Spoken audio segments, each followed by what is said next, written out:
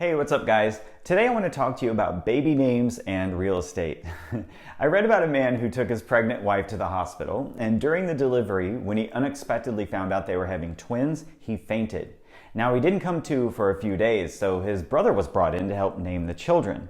And when the father woke up, he panicked. He said, "My brother named my kids, but my brother's illiterate and he can't even speak English. What did he name my little girl?" The nurse said, "Well, he named her Denise." The father said, "Denise, well, okay, that's not such a bad name. I kind of like it. What did he call my little boy?" And the nurse said, "De nephew?"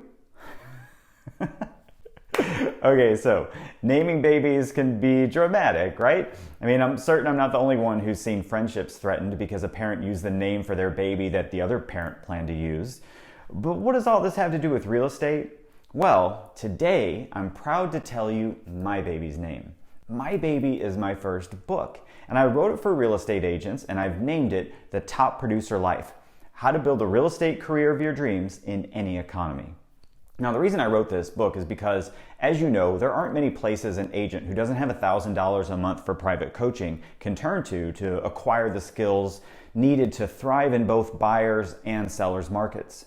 And I wrote it because even pre-pandemic, in the best economy ever on record, the majority of people who got into real estate sales were still failing. I wrote it because when I was a young man, I was taught how to control my own economy, and because of that have had the freedom to do what I want, when I want, even when we went through the dot-com crash and then the Great Recession and now this pandemic.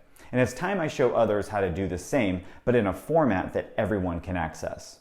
And I wrote it because you should be taught that salesmanship is a fine art that you can be proud of working on. And as you work on your craft and treat it with the respect that it deserves, you'll access all the freedoms and success you envisioned when you first got your license. The Top Producer Life book is for every agent, new and experienced, and I wrote it in such a way that it can be studied for years. In fact, it's more than a book, it's an idea.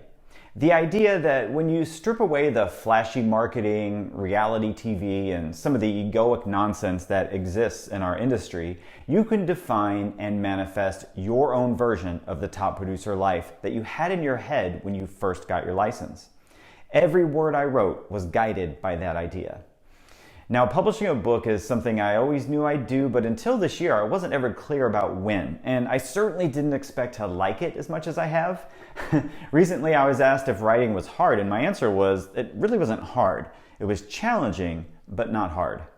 It's kind of like building a house for the first time. As soon as you finish one stage and think you're almost done, you learn about a ton of other things that need to be addressed.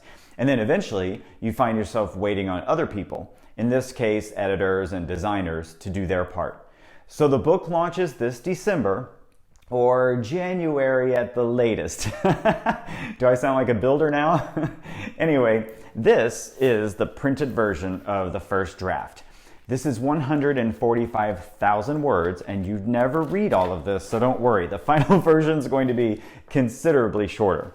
And over the next few months, I'm going to take you behind the scenes on the production and share some of the material in advance. So this week, before you go, do this for me. In the comments below, take a minute and think about your top producer life. Post what your top producer life looks like. Have you thought about it lately? I mean, it's so easy to get distracted by life and forget that you have a reason for being in business for yourself. And that vision that you've always had, it might be buried deep, but I can help you dig it up. And it starts with speaking it back to life. So be brave, describe your personal version of the top producer life, and then of course, let's all get out there and think bigger this week.